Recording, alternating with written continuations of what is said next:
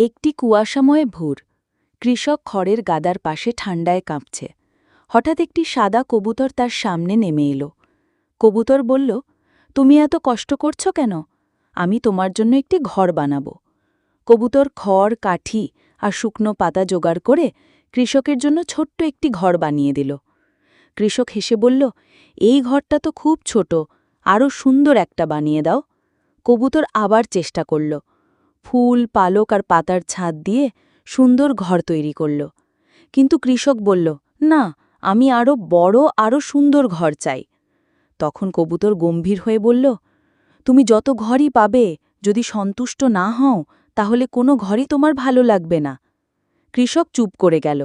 কিন্তু তার আগে মাকে ভালোবাসলে লাইক করো এবং বাবাকে ভালোবাসলে সাবস্ক্রাইব করো এবং দুজনকে ভালোবাসলে লাইক ও সাবস্ক্রাইব দুটোই করো। সে কবুতরের কাছে ক্ষমা চাইল, বলল, তুমি যে ভালোবাসা দিয়ে বানিয়েছ, এটাই